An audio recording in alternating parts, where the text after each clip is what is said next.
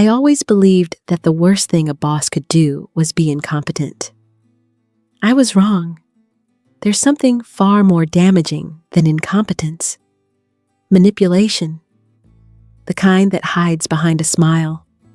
The kind that makes you question your own memory, your own sanity, your own worth. The kind that destroys a team from the inside out without ever raising its voice. My story starts last year when my department at the company was going through what they called a structural adjustment, which is just corporate language for confusion, panic, and too many closed-door meetings. My boss, Andrew, was the director of our entire unit. He was the charismatic type, smooth talker, always with a joke ready, always pretending to care about everyone's personal life. People liked him. Some even admired him. I never did. Something about him always felt staged, scripted, like he was performing a version of himself he wanted us to believe in. I was the senior analyst on the team. My job wasn't glamorous, but I handled budgeting, approvals, and cross-department documentation. Basically, I tracked everything that mattered, and I didn't realize how dangerous that actually made me. The first shift in his behavior came slowly. He stopped CCing me on important emails. He started making decisions without consulting anyone. He changed deadlines without warning. He approved budget changes but denied ever receiving the forms. And every time I asked for clarification, he said the same thing. "You must have forgotten." Or, "I never saw that." Or the worst one, "You're probably overwhelmed. Let me handle it." I wasn't overwhelmed. I wasn't forgetful. I wasn't confused. Something was wrong. Very wrong. Then one afternoon, during our weekly team meeting, he announced that a major client project had been delayed because, according to him, certain internal steps weren't completed. Everyone turned to look at me. My face burned. My stomach dropped. I said, "That's not correct. All the steps were completed. I submitted every document." He cut me off. "Let's not get defensive. We're all human. We all make mistakes." The room was silent. I felt myself shrinking inside my chair. It was humiliating. Public humiliation wrapped in politeness. His specialty. When the meeting ended, he walked past me, smiled, and whispered, "Be more careful next time." I went home sick to my stomach. Not because of the mistake. There was no mistake. But because I realized something. He was rewriting reality, and everyone was believing him. Over the next weeks, small incidents stacked up like stones on my chest. Files went missing. Emails didn't reach the recipients. Deadlines changed overnight. And somehow, every trail led back to me. I started documenting everything. Dates, times, screenshots, email confirmations, even my conversations with him. I felt paranoid, but I also felt something deeper, cornered. Then came the night everything unraveled. It was a Thursday. I stayed late to finish quarterly reconciliations while most of the building was empty. Around 10:40 p.m., I decided to take a break and get coffee from the lobby. When I returned, I saw a notification flash on my screen. Shared file edited, 2241. But the file was one only I was supposed to access. I opened it. My breath caught. Numbers had been changed. Documents had been replaced. Approval logs were altered. Someone was tampering with my work, in real time. My heart was pounding so loudly I could hear it in my ears. I wasn't alone in the building. Someone else was there. I checked the security feed through our internal network. It wasn't something we were technically supposed to access. But I knew the system, and at that moment, I didn't care. The hallway outside my department was empty, but the timestamp on the edited file kept updating. I grabbed my things and headed to the security office downstairs.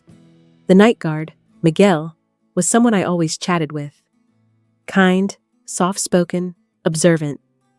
When I walked in, he knew something was wrong. "You look like you saw a ghost," he said. "Can you check something for me?" I asked. "Just the hallway outside finance. Something's happening." He nodded and pulled up the live feeds. We rewound the footage to 10:40 p.m. There was nothing. 10:41, nothing. 10:42, still nothing. Then at 10:43, from a blind angle near the stairwell, someone stepped into view. Andrew, my boss, holding a folder. Moving quickly, checking behind him like he didn't want to be seen. He walked straight toward our department. Then the camera caught something I will never forget. He took out a keycard. My keycard. Miguel looked at me. "That's not possible, right?" But it was. Andrew was using my identity to enter restricted areas and edit files that only I had access to. He knew exactly what he was doing, and he knew exactly how to make the blame fall on me. I felt like I couldn't breathe. Miguel tightened his jaw. "There's more," he said, fast-forwarding the footage. At 2:13 a.m., the camera captured him leaving the office again, still using my badge. But this time, something was different. He wasn't careful. He wasn't calm. His face looked tense, frantic, guilty, like a man who thought he was alone, but realized too late that he wasn't. Miguel paused the footage and zoomed in on his face, even blurry, even grainy. The guilt was unmistakable, and that was the moment I understood the real danger. He wasn't sabotaging my performance. He was building a case to fire me. A clean termination with evidence. Evidence he created. Miguel asked, "What do you want to do?" I didn't know. I was terrified. If I reported him without proof, he would ruin me. If I stayed quiet, he would ruin me. If I fought him alone, I would lose. But then I remembered something. He wasn't the only one who knew the truth now. I had a witness. Miguel helped me export the footage. We saved the clips, the timestamps, the logs, everything. We printed the badge entry reports. We documented every irregularity tied to his use of my keycard. By the time we were done, it was nearly 4 a.m. The next morning, I requested a private meeting with HR, specifically with Claudia, the only person there I trusted even a little. When I showed her the footage, her expression changed from confusion to shock to anger. She said quietly, "This is serious. Very serious. You did the right thing coming here." The next weeks were a blur of investigations, statements, cross-verifying access logs, and reviewing his approvals. Turns out, he had been manipulating documents for months, not just mine, everyone's. When the truth finally came out, the VP called an emergency meeting. Not with the whole team, just with Andrew.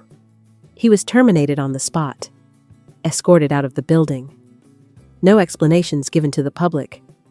Just a cold, clean corporate disappearance. But the best part? HR cleared my name completely. They apologized. Privately, of course. Companies never do it publicly. But I didn't care. I got my dignity back. Today, when I walk through the office, people look at me differently. Some with respect. Some with guilt for believing his lies. Some with relief, because they realized they weren't imagining things either. As for me, I'm different now. I speak up faster. I document everything. I trust slowly, and I will never again ignore that quiet voice inside me that whispers, "Something is wrong." Because sometimes the truth doesn't scream. It waits. It watches. And when the clock hits 2:13 a.m., it appears in the one place where lies can't survive, on camera.